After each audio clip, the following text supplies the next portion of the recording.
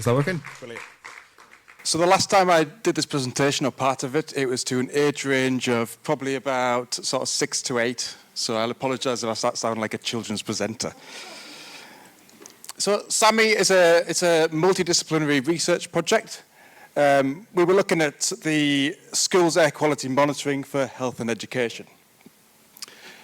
It's a research project that works to try and understand air quality across schools in the UK. And I mean, why does air quality matter in schools? And I don't think I need to explain that too much to the audience here. But what really mattered for us on the SAMI project was the fact that children spend a lot of time in schools, and they're absorbing around 7.2 million litres of air at school.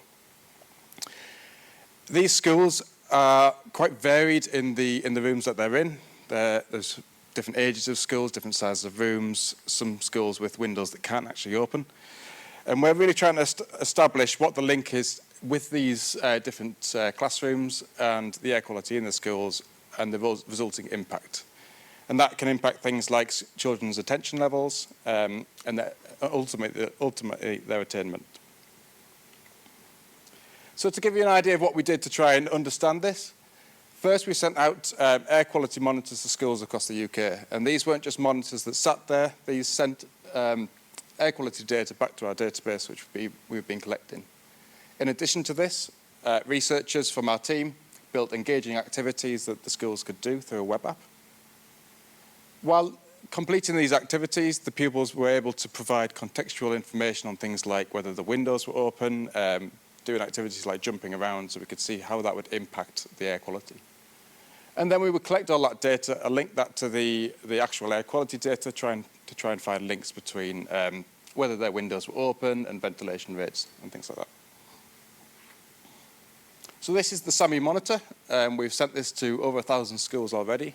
It collects a few standard things, including carbon dioxide, particulate matter, TVLCs, temperature and humidity, and we collect that at 1 minute intervals.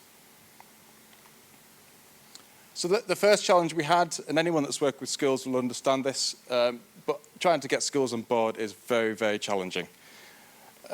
We set ourselves a really high initial challenge of 10 schools. We did achieve this. We brought them on board, and and to get those 10 schools was still challenging. We went through social media, we went through our partner organisations, we even went through the people we knew. Every single member of the team has sent many emails to their own kids' schools, their schools that are in their neighbourhood, and finally we did establish 10 co-design schools. So what was key to the process really was this co-design initial step. And what that meant is we engaged with the teachers and the pupils themselves from these 10 schools. We ran a number of workshops and allowed them to feedback through offline methods as well. And this ensured that what we built actually worked for the pupils. And a few key things came out of these workshops. One of them was the overall theme. Initially we thought we're targeting kids, it needs to be full of kind of flashy colours and it needs to be quite kind of kiddie, you know what I mean? But actually what they wanted was something professional. They wanted to really understand, they wanted to feel like they were working with something serious. So that was one of the key things that came up, but also the visualization of the data.